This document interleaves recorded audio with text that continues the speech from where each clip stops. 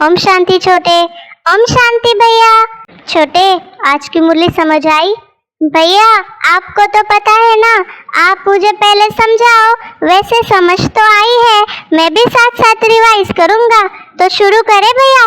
हाँ छोटे, क्यों नहीं शुरू करें, अभी ये शुरू करते हैं। आज बाबा ने हम बच्चों को बताया है छोटे कि दिव्यता संगम युगी ब्राह्मणों का श्रृंगार है। समझ में आया हमारी जो दिव्यता है ना? तो बाबा ने कहा, बाबा तो दिव्य बुद्धि दाता है, विधाता है। हम बच्चों को दिव्य जन्म दिया है, दिव्य जीवन दिया है। हमारे हर संकल्प, बोल, कर्म दिव्य है, मतलब डिवाइन है, और इसीलिए हम दिव्य मूर्तियाँ बनेंगे। दिव्यता हम बच्चों का श्रृंगार है। एक है साधारणता, दूसरा है दिव्यता।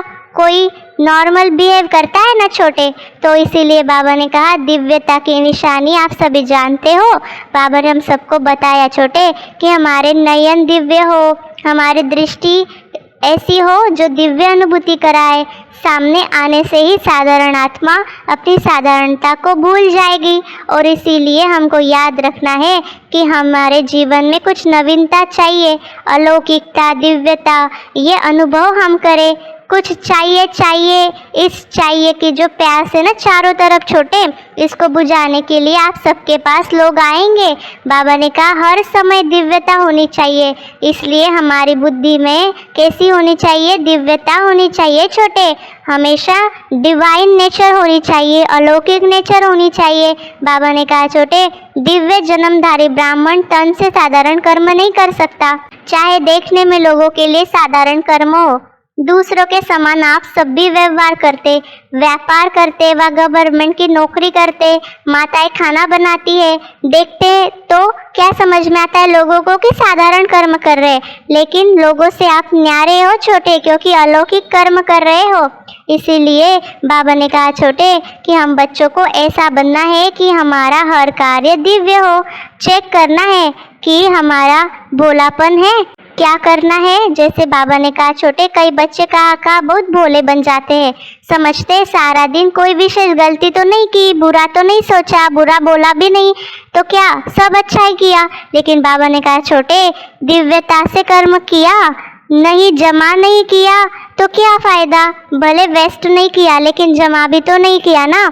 इसीलिए हम बच्चों को याद रखना है कि हमने किसी को दुख नहीं दिया लेकिन सुख दिया या नहीं दिया? दुख नहीं दिया लेकिन सुख भी तो देना है ना। इसलिए बाबा ने हम बच्चों को याद दिलाया छोटे कि हमें सुखदाता बनना है, हमें हमेशा सबको देना है छोटे।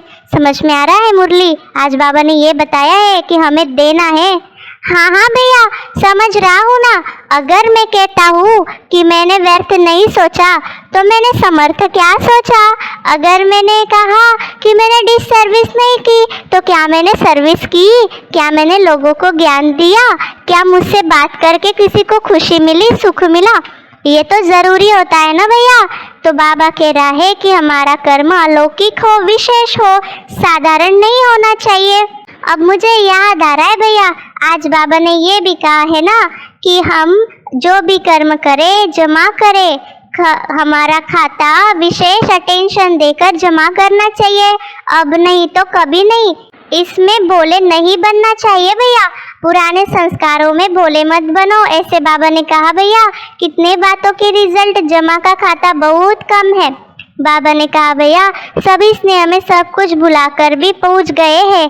बाप दादा भी बच्चों का स्नेह देखकर एक घड़ी के स्नेह का रिटर्न अनेक घड़ियां देते हैं। बाबा ने कहा भैया, पहले तो पटरानी बनना पड़ेगा, 4 दिन ही रहना पड़ेगा, आना जाना ही पड़ेगा। बाबा ने कहा सब बातें सुनते हुए भी स्नेह में पहुंच गए हैं। तो अभी हम बच्चों को बाबा ने और कुछ बातें बताई है भैया, वो आप सुनाओ। हाँ छोटे, आज बाबा ने कहा 3 पैर पृथ्वी तो सबको मिली है। बाबा ने हम बच्चों को कहा कि देखो, माताओं को तो बहुत खुशी होती है क्योंकि बना बनाया भोजन यहाँ मधुबन में मिल जाता है। वहाँ तो बनाओ, भोग लगाओ, फिर खाओ। यहाँ बना हुआ, भोग लगा हुआ भोजन मिलता है, इससे माताओं को तो अच्छा आराम मिलता है। कुमारों को भी आराम मिलता है क्योंकि उन्हों के लिए बड़ी प्रॉब्लम खाना बनाने की ही है। यहाँ तो आराम से बना हुआ भोजन खाया ना, सदैव ऐसे इजी रहो। बाबा ने कहा देखो संस्कार टाइट है तो सरकमस्टांस भी टाइट हो जाते हैं, इसीलिए हमारे संस्कार कैसे होने चाहिए छोटे, टाइट नहीं होने चाहिए। टाइट माना खींचातान में रहने वाले। तो सभी ड्रामा के हर दृश्य को देख देख हर्षित रहने वाले हो ना, कभी अच्छे बुरे के आकर्षण में आ जाते हो, न अच्छे में न बुरे में, किसी में आकर्षित नहीं होना चाहिए छोटे। इसीलिए बाबा ने हम बच्चों को कहा है कि सदैव हर्षित रहना। और तो और बाबा ने हम बच्चों को बहुत सारे वरदान भी दिए छोटे।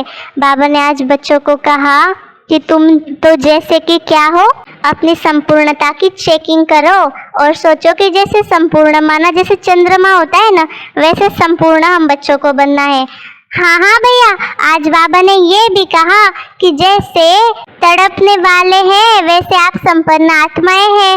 लोग तो देखो ढूंढ रहे हैं, आप तो भाग्यवान आत्माएं हैं। भैया हम तो जैसे मूर्तियां हैं, जैसे जड़ मूर्तियां के आगे जड़ मूर्ति बोलती तो नहीं, फिर भी भक्त आत्माओं को कुछ न कुछ प्राप्ति होती है। तो सोचो हमारे सामने कोई आ जाए तो उसे कितनी प्राप्ति होनी चाहिए, क्योंकि हम तो चैतन्य है। तो हमारे से कोई भी आए तो उसके कुछ ना कुछ प्राप्ति होनी चाहिए भैया। अभी तो हम बच्चों को देना ही देना है, चाहे ये शरीर भी चला जाए लेकिन खुशी नहीं जाए। खुशी से शरीर भी जाएगा तो बढ़िया मिलेगा, इसलिए हमें खुशी में रहना चाहिए भैया।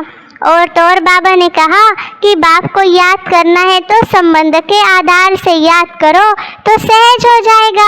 जहाँ संबंध होता है वो हमेशा याद आता है ना, इसीलिए संबंध के आधार से याद करना चाहिए। हाँ हाँ छोटे, इसीलिए बाबा ने हम बच्चों को प्यार से वरदान दिया, सदा एक स्थिति में के तख्त पर विराजमान रहने वाले बाप दादा के दिल तख्त नशीन भव।